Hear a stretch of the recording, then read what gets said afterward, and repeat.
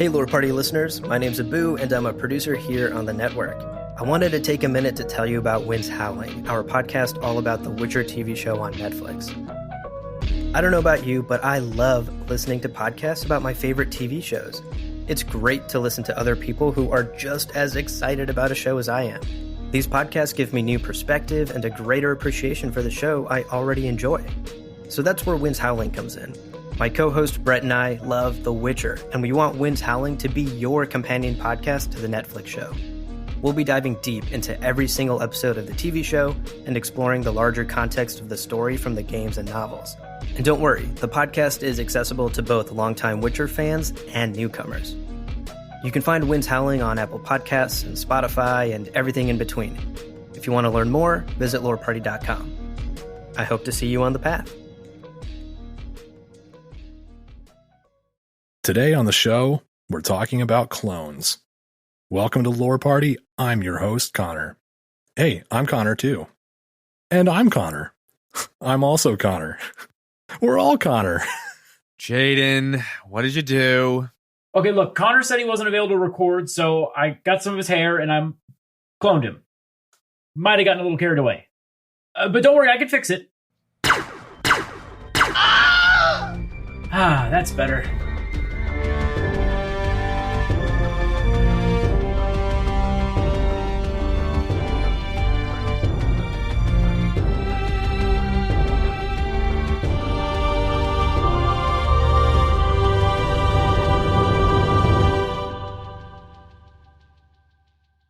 Welcome to Lore Party, the podcast that explores the stories, characters, and universes of our favorite video games. I'm your host, Connor. And I'm Kevin. And I'm Jaden, and the charges will never stick. Oh, don't worry, Jaden. Those weren't actually me. None of that will stick in court. You got nothing to worry about. They're just clones. They're not people. Right? Well, I don't know. That's a good question. That's what we're here to talk about. We're looking at clones specifically in the Star Wars setting. I think it's safe to say, in a lot of ways, clones have really made the Star Wars universe go round. They're a big part of so many of the story elements and so many of the major plot lines, and we're gonna dive into them today. Let's break it down. We've got, of course, I think the big one, the Grand Army of the Republic, Episode 2, Attack of the Clones. It's all about an army of identical, faceless troopers, all produced from the DNA of one man, Jango Fett. At least that was the original intention. But over the course of the Clone Wars, each clone seems to change their form and their character a little bit as the show of the Clone Wars goes on. We get to see each individual clone trooper kind of have their own, nice tattoo or hair color or hairstyle or goatee. So the individuality does kind of appear sort of towards the end of the Clone Wars. So everybody in the Star Wars universe, or at least those who follow it, knows about the movie. I mean, it's in the title, The Clone Wars. We know this movie. Most people do. And this is probably the most well-known use of clones in the Star Wars universe. Obviously, we're not here to talk major movies and stuff here. We're here to talk about games. But just to give a little quick background on the whole cloning situation in Star Wars, is there's a lot of different types of clones, and that's what we're going to get into. So these clones for the Republic, we got our bounty hunter, we cloned him, we made a bunch of them, and you have an entire army of the same dude. But just like Jaden just said, they all of a sudden, they're not the same. They were all raised the same, grown the same. That sounds really weird to say. Grown the same. But then all of a sudden, when you put them out in the real world, that like nature versus nurture or whatever, that all changes. The whole environmental thing, they start all of a sudden becoming their own person and individual. That's right. And we'll get into that. That's a really interesting phenomenon that you see in both the games and the movies and the cartoons. So let's take a closer look at the people who do the cloning, though, the Kaminoans. This is a really interesting society when you get a good look at them in the expanded universe or in the second movie. They seem to be a society of dedicated scientists. Like their entire civilization is committed to scientific progress and pushing the boundaries of genetic engineering and scientific pursuits over anything else. It almost looks like their main industry, the thing they export to other planets, is professional cloning services for whoever pays for it. And actually, in fact, the Clone Army of the Republic was their first big client. Normally, what they would do is their services were offered to rich individuals who wanted to carry on their genetic material but didn't have any children, or there were those who believed that the clone would just be a representation of themselves in the future. It was mostly just small scale operations. And then they suddenly found this big contract that was like, hey, we want to clone this guy. And I said, okay, how many clones do you want? And they were like, how's 3 or 4 million sound? And a lot. Give me a lot. The Kaminoans' eyes, they just went even bigger than they already were. They're like, oh my God, so much money. They're seeing not dollar signs, but credit Republic signs. Credit signs. Yeah, right. But no, yeah, that's a great point. I mean, up until this point in the Star Wars timeline, the Kaminoans, they've basically hit it big here. Jedi Master Sifo Dyas comes along, probably as a puppet of Count Dooku, and says, hey, I want an army of this one guy. And Kaminoans agree.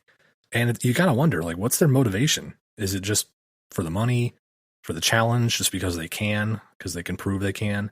I feel like for a race like the Kaminoans, it's almost like they're pushing themselves just purely for the challenge. I would have to agree with that. I think it's a challenge thing to see how far they can go, but also if they can do it. Like, can we just do it? Like, they want to get in this business. Let's see. Here's the best challenge. Your first main order is the biggest one we'll ever get.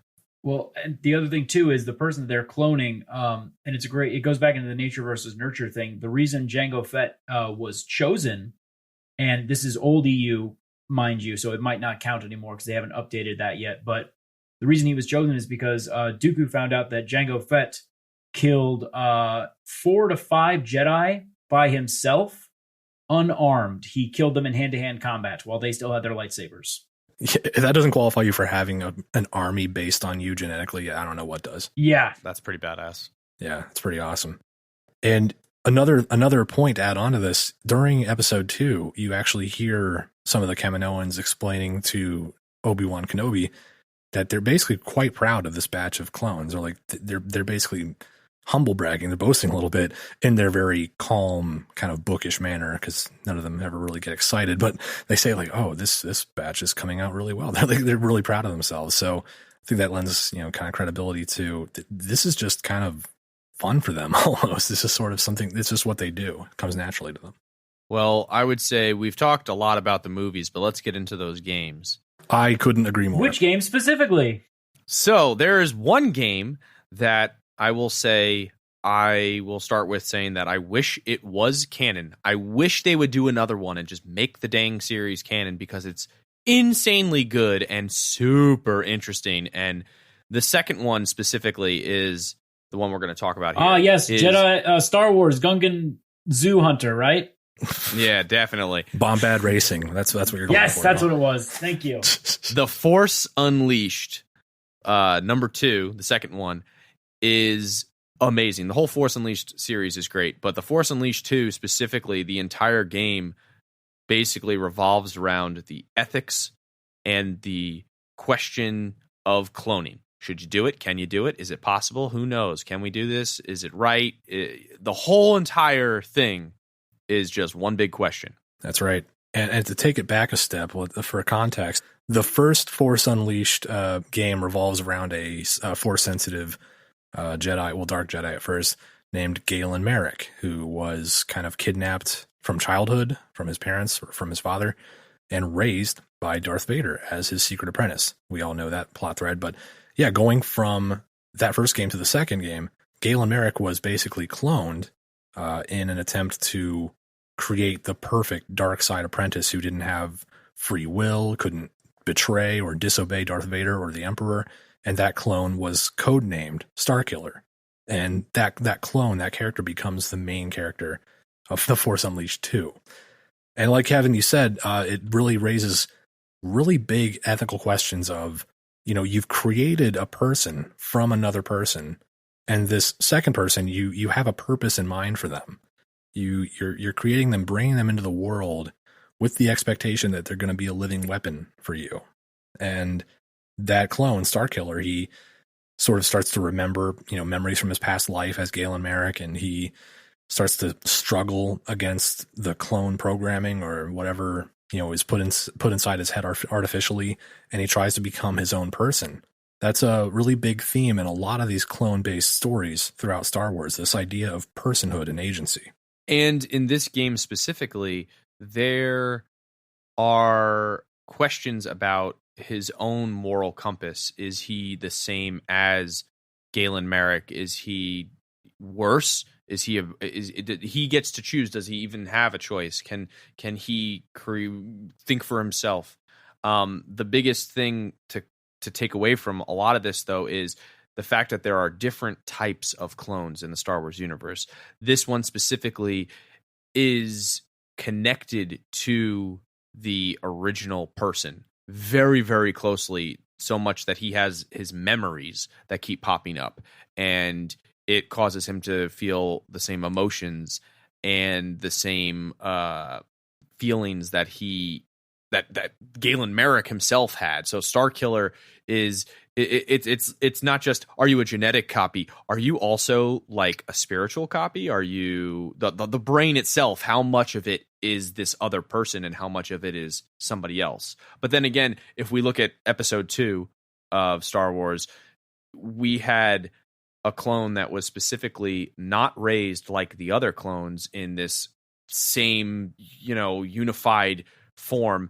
They had a clone that was not going to be super growth hormoned and all that stuff. It was raised like a normal person.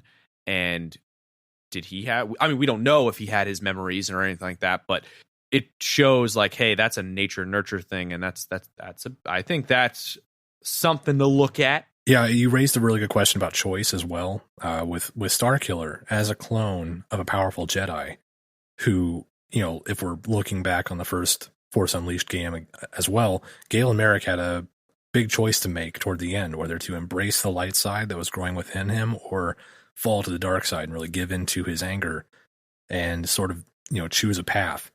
Starkiller, his clone, had a really similar choice. So it kind of demonstrates, like, even if you are like a carbon copy or just taken directly from one person's genes and created artificially, you still have that choice to make, whether you're going to go down this one path of peace and serenity and emotional harmony, or go down the path of wrath and anger and hatred. So then I have a question, Jaden, since you're our encyclopedia. Could you, aside from, Galen Merrick, what other clones of Jedi? Because the whole thing in the game is they explain that you cannot clone a Jedi. That's kind of the whole thing around it, is you might be able to clone other people, but you can't clone a Jedi. There's something about that Force, man. It just makes it say you can't clone a Jedi. And like, you have Yoda saying this and stuff like that. So I know you know of other instances. Are there similar instances in like the EU or books or something like that's a thing? Absolutely, there is. And actually, that causes a bit of a problem for our good friend Yoda and all of his pals in The Force Unleashed 2, because there not only have there been several Jedi clonings, there's also been several Sith clonings, and even some Jedi turned Sith clonings. Even during Yoda's own time, which was of the Clone Wars, there was X1 and X2 from Star Wars, I believe, Battlefront Renegade Squadron, and then there was even there was an instance where Luke Skywalker himself was cloned in the EU at Thrawn's special secret cloning facility, which that was very interesting too, because the way it's explained in the games and in reading material is that the Force cannot be added to a clone. But and this goes more deeper into the lore here, so it might be boring, but bear with me. It has to do with metachlorians, that dirty word that fans don't like. But I know. But metachlorians may have been inserted into the genetic material or allowed to grow as though they were cells themselves. So the material was actually able to grow with them. So it's not impossible. I don't know why they chose to do in this game to say that you couldn't clone Jedi when there was countless other materials much older. But that tends to go back to the old EU being very messy in terms of its canon. So then I have a question for both of you. What do you feel about the whole creating a clone as like almost like a shortcut in the Sith like mindset? Because that's kind of what it is, where grow them fast, test them out, let's go, come on, I need to get this going. You know, it's almost like a shortcut to power. I'm curious how you guys feel about that. That's a great question. I think it's really interesting that the Sith mindset, the Sith code, is all about just advancing yourself, removing all barriers in your way, and achieving strength no matter the cost. And that leaves a lot of room for interpretation, but it's really easy to see how someone could take that Sith code, that mindset, and think human life is of no consequence when it comes to my quest for power. So you can treat a clone army of a bounty hunter. These are men, though. These are living human beings. They were raised to be soldiers, but they are still flesh and blood with their own minds and personalities, as we've seen. And you use them as a tool to take over the galaxy, basically. You grow them, you program them with a contingency code that makes them kill their Jedi commanders, and bingo bango, you're in charge of the galaxy.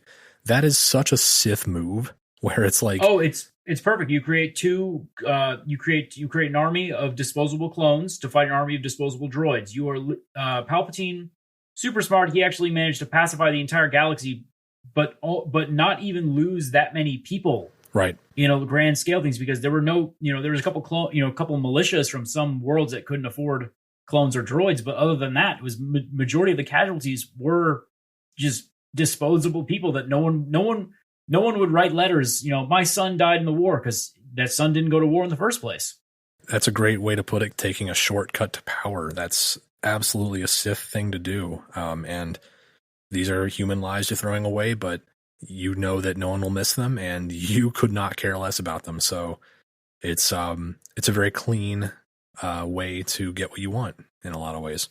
Okay, so we talked about how clones kind of become their own person, whether it's a nature nurture thing in terms of the Republic clones. So let's look at like the whole thing of them almost becoming self-aware. Like that's kind of what it is, right? Like they're just becoming self-aware to their own person, because Starkiller, I feel like, is the biggest difference in all this, because the Republic clones, like those guys were originally carbon copies. They were exactly the same. They were raised in combat from growth, or whatever you want to call it. Like the whole thing was like they were exactly the same. And then they went into combat in the real world. They joined up with Jedi and other people who were in the Republic's army, and they all started becoming their own person. That's clearly an example of the whole nature versus nurture thing, because that's what it is. They are literally molded and then let out into the elements of the world, if you will, and then they become their own. And that's really cool and all. That's a perfect example of it. But when it comes to Starkiller, he's completely different. He has the memories of the original person. Most of the game thinks he's the original person. He doesn't know. He doesn't know what the hell's going on. He's got flashbacks. He's got questions of like, well, I don't believe Darth Vader. He's an asshole. I don't believe that I'm a clone. He's full of shit. I'm the real Galen Merrick. Like, he doesn't know. So let's talk about him. What do you guys think of that? Like the whole him coming to realize and become his own person. I really latch onto and really appreciate this one moment in The Force Unleashed 2 where Starkiller, who, like you mentioned, Kevin, he thinks he is the original Galen Merrick at this point, but he meets up with a Jedi master named Rom Koda, who's a character from the first Force Unleashed. And Master Koda thinks that, he realizes that Starkiller is not the original Galen Merrick and sort of breaks it to him or explains it to him, but he still thinks that Starkiller has the potential within him to be the hero that Galen Merrick was, because in the original Force Unleashed, at the end, the good ending, which is considered kind of canon within those games, Galen Merrick sacrifices his life to save Bail Organa and Mon Mothma and Garm Bail Iblis, the original leaders of the Rebel Alliance, and that costs him his life, but it basically allows the rebellion to begin. And Rom Koda believes that Starkiller can be that hero again. But Starkiller, knowing that he is not the original Galen Merrick, he kind of has a crisis of identity almost, where he's like, I'm not him. I think those 3 little words, I'm not him, are so profound because this is a genetic copy, a clone, but a Jedi though, so a force-sensitive, powerful force-sensitive person, kind of realizing, I'm not who I thought I was. I'm not who you think I can be. But later on in that game, if you choose the good ending again in Force Unleashed 2, Starkiller does sort of demonstrate that you can rise above your circumstances if you make the decision to. And I think that's a really profound kind of story arc that a clone of a Jedi can take and really become his own person. I would absolutely agree with that. I think that the fact that he has the shadow memories, they kind of are able to form him into a person who is the same, but at the same time different from the original Galen Merrick. It's one of those, it's a classic trope of the hero's journey where the hero comes back, but he is forever changed. And this character isn't changed, but in a completely different way. I find it really interesting the fact that he starts out basically Galen Merrick, but then turning into a completely different person. It's weird. It's not like a blank slate thing. He's essentially this person, and then all of a sudden it's like a complete 180 to a different person. He has a template. Do you know what I mean? Like he has a template to build off of. All right, we're going to keep this conversation going, but first, a quick break.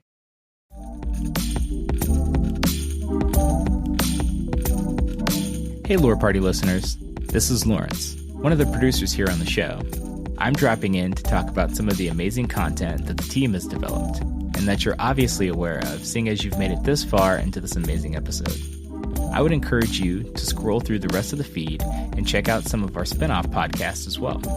Our episodes are easy to follow and may even inspire your next video game purchase, which is why I'm pretty much addicted to Stardew Valley. Anyways, leave us a rating and review on Apple Podcasts and chat with us on social. Now back to your regularly scheduled podcast.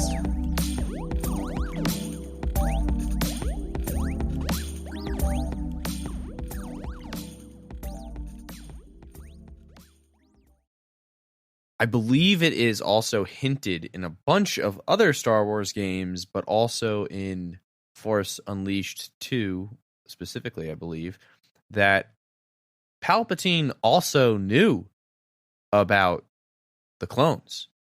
He's got his own idea with clones.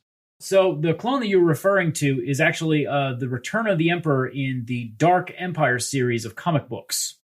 In the old EU, Palpatine got cloned a lot, and he was actually able to use a mixture of the Force and ancient Sith artifacts to transfer his full consciousness from his dying body into a new body. And he would do this multiple times. He even actually used his powers to convince Luke to join the dark side. And Luke ended up becoming a dark side apprentice to him. And it's the thing that always escaped me is why he kept cloning himself into an old ass wrinkly man body. Why not get your hot young body that you used to have? But no, he wanted the ugly old wrinkly one, I guess. Yeah, give me young Ian McDermott any day. I would take that body any day. I want to be what you look like young. Just do it. You have your powers still. Well, now here's my question about this, though. This blank slate thing. What do you guys think of that? Is there a potential for those clones to become self-aware? No. Or are they literally just that, a blank slate? There are several ways that clones are created in the Star Wars universe, and depending on what method you use, that gives you a different kind of clone, obviously. Right. The way that Palpatine specifically did it is he used a combination of dark side artifacts and also his own power in the Force itself to project himself into what was essentially just a blank slab. It was just a bunch of flesh in a tube, which is much different than the other way that clones were made, like the Kaminoans who had to clone theirs. It took them, it would take them a while to grow their clones, because they even say that in the movie. But then there's Thrawn's clone army, which he was able to grow in 3 months. He was able to make a full-grown adult in 3 months. And those guys were very interesting because they were pretty much blank slates themselves, but they were blank slates that had the rudimentary skills and knowledge of who they were cloned from. So they were completely cut off from the Force. They set up the Yosalamiri to block the Force out of them. So they were literally just demons. Like, they were just not creatures of the Force at that point. They were monsters. So then I have a question for you guys. Yes. I'll answer it last, but I'm curious. Everybody in the Star Wars universe, even in the games and everything, they all ask. They definitely talk about it a lot in Force Unleashed. Is the ethics behind cloning? Not a lot of people are into cloning. They see it as, I don't want to say abomination, but they do not respect it. They see it as a problem. What do you guys think? Do you think like these clones, for instance, are as powerful as the originals? Do you think they, is it right to do this? Let me ask you a question back, Kevin. Is it wrong to clone an organ? I see the whole clone thing as more of like it's a consciousness situation. Yeah, you're doing a being, not a piece, if that makes sense. Yeah, organs don't have self-awareness, and they don't have the capacity to gain self-awareness. Neither does. Well, you see, Palpatine. It also depends on the person too, because Palpatine saw those clones as nothing more than an organ that he's regrowing, albeit a very large and wrinkly organ, but an organ. But in terms of the whole like ethics of cloning a being that has the potential to be self-aware and everything, what do you think? Because I know, Connor, you have something about the whole Palpatine thing, so I'd like to know that as well. I know you have some thoughts about that as well. Sure. So in Palpatine's case, cloning yourself to replace yourself is kind of a different ethical question than it is to say clone someone else and then treat that clone of that person as another person. Because when you're making a clone that has its own capacity for self-awareness, at the end of the day, no way around it, you're bringing a life into the world. Kind of like if you gave birth yourself, like if you had a child naturally, you would still be bringing a person into the world. And I think ethically, just personally, for me personally, I think you would have a moral responsibility to guide that new life in some way. You'd have to, it's kind of on you ethically to explain their circumstance to them. Like, hey, hello, it's okay. You're safe. You are a clone of this person, but you're also your own person. So do with that what you will. That's kind of like where I stand with it ethically. I kind of look at it practically too, because they're just cells. They're just, they're just flesh and blood that you're creating. And if you have the capacity to do so, go ahead, as long as you kind of take moral responsibility for the life that you're creating. In Palpatine's case, though, I don't think any of that is really an issue. I don't think he ever really thought of any of that, and especially if he's just creating flesh and blood vessels to channel. The thing his you got to power remember about through. Palpatine is he's fucking evil. That exactly, yeah. He doesn't care. None of it matters. He goes, should I consider the ethical ramifications of what I'm doing? Oh wait, no, I'm evil. Who cares? Again, that just comes back to the Sith code of like that. That's not an issue, because those, I'm just thinking about the obstacles in my way. I'm breaking the chains that bind me, and through my freedom, I gain strength, and that's all. That's what it's all about. I feel as if it really depends on the cloning that you're talking about. In terms of Palpatine, which is like I said, it's basically a high tech prosthesis. I think cloning is perfectly fine. I think cloning someone and then using them as a slave army, which is not even essentially, it is absolutely what the clone army of the Republic was, is morally bankrupt. You have the ability to. You're the Republic. You are the biggest governing body in the world. You can hire and train and unleash hordes of soldiers from all over the galaxy of many different races, and you have done that in thousands of years before this. So why the hell would you clone them now? Well, it's because that was part of Palpatine's plan, where, I remind you, he is fucking evil. So he doesn't care about ethics. In terms of Palpatine, I don't see it as an issue, because there's, at least in the method of which he creates them, there is no way to have them kind of have their own consciousness. In terms of the whole cloning thing for an army and even Starkiller, I see it as ethically wrong. because when you clone somebody, I would have to say in our universe as well, but in the Star Wars universe, it is with a purpose. And so far, every single time somebody has been cloned, it is for, I would say, a negative aspect in terms of power, control, war. It's all, no matter what, it's control. That's the biggest thing. Is all their purpose in life, these clones, is just to be controlled, be told what to do, and they don't really have decisions to make. But the only clone that I see as I'm cool with, like I sit there, I'm like, I like that. That's cool. I'm into it, is Boba Fett. Because Jango Fett decided to clone himself and create Boba Fett. He decided to clone himself and say, I don't want anything done to him. I want him to be as if he's my son. I want to raise him, and I want to, care for him. And it doesn't seem, at least in the movies and even in some of the games, explained like it's not really that. I want to be really sad when I get my head cut off by Mace Windu. All right. Yeah. And that's why he had emotions, and he felt, and he was sad. His dad died. Do you know what I mean? It's like, right. None of those clones would be pissed off if like one of the creators was killed. Like they're like, oh, cool, that computer that used to feed me when I was like 2 weeks old. Dang, it got blown up. Who gives a shit? They're not gonna, like, that's the thing, is he has an emotional connection throughout his entire life to his quote unquote father. And I see that as, that was an okay clone. I was cool with that. I didn't see that as an ethical dilemma. Now I have to kind of contradict you there as well, though. You mentioned that the clones wouldn't care if the feeder got broke or whatever, but actually in an episode or two of the Clone Wars, Kamino comes under direct attack, and the clones are very emotional about this. They say, this is our home. This is where we were born. We were going to defend it. Well, that's different. That's their home, whereas they don't see the machinery as their parents. Do you know what I mean? Like, okay, I see what you're saying, yes. A home is different than what takes care of you, like who takes care of you, what takes care of you. That's the whole, again, bringing it on back to it, nature versus nurture. That's the whole thing. Like, what do you care about? You would think almost maybe the clones would care about that machine, like that's all they've known. You don't know. But in terms of what we've seen, not really.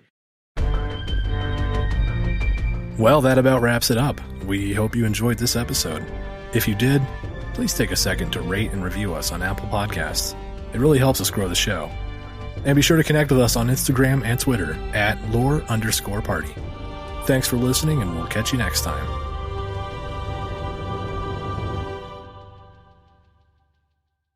I actually have another ethical question that I must pose to the two of you. If you encounter a clone of yourself and you have sex with it, is it sex or masturbation? Okay. God damn it. This is not making the cut. I have several key thoughts about that.